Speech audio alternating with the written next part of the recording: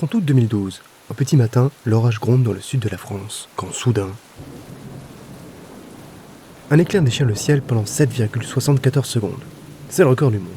Long de 160 km, c'est exceptionnel. Un éclair moyen ne dure qu'environ 200 à 400 millisecondes.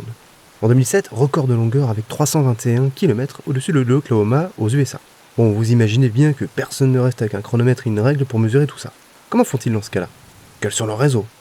Peuvent-ils prévoir un éclair? Toutes ces réponses dans la minute scientifique consacrée à la détection des éclairs. Internet regorge de petites pépites.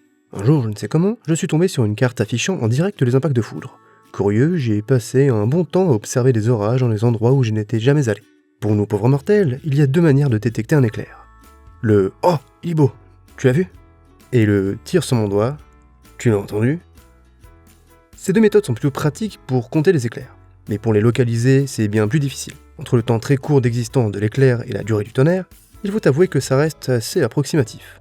Pour une détection efficace, on s'est penché sur les propriétés électromagnétiques d'un éclair. Bah ouais, au final, l'éclair c'est un courant extrêmement puissant pendant une durée très courte. Ça va créer une onde électromagnétique qui va se propager dans toutes les directions, à la vitesse de la lumière. Vous savez, c'est un peu comme quand on jette un caillou dans un lac. Bah, ça crée des vagues qui s'éloignent du lieu d'impact.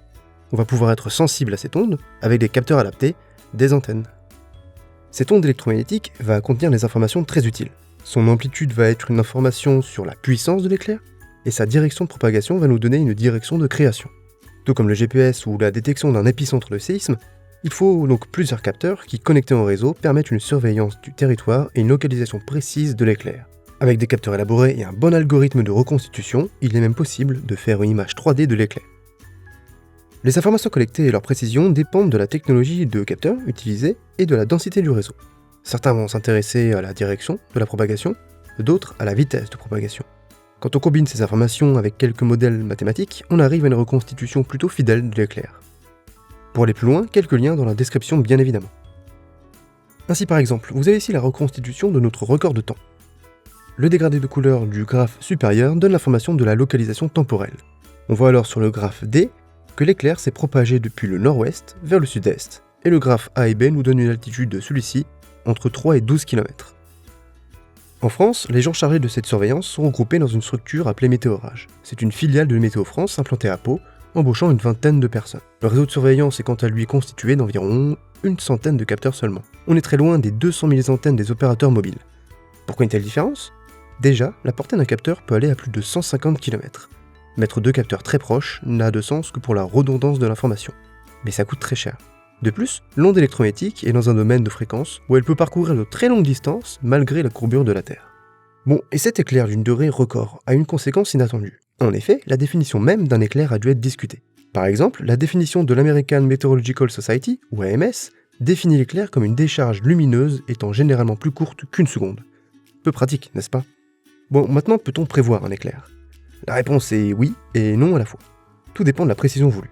Des capteurs, tels que présentés par Experiment Boy, peuvent annoncer un risque d'éclair dans les environs. On sait que les conditions sont favorables à la création d'un éclair. Un paratonnerre diminue quant à lui les risques d'un impact hasardeux, mais quand on observe un éclair, on voit que les précurseurs, le précédent, sont en partie chaotiques. On est sûr du point d'impact qu'après celui-ci. C'est avec des réseaux de capteurs privés comme publics qu'on peut estimer le nombre d'éclairs frappants à travers le monde.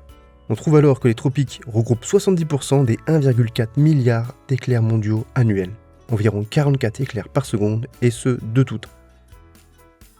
Évidemment, on s'est aussi intéressé à les compter depuis l'espace. C'est une des missions du satellite américain GOES-16 qui, grâce à une caméra de 1372 sur 1300 pixels, scrute les USA avec une précision de détection d'environ 10 km. En Europe, le Météosat de 3ème génération, prévu pour 2022, embarquera un capteur dédié à la détection des éclairs. On aura alors l'occasion d'en reparler. Ainsi, après ces quelques minutes, vous avez un aperçu de ce qui permet la détection des éclairs. Si cette vidéo vous a plu, n'hésitez pas à réagir et découvrir le reste de la chaîne. À la prochaine!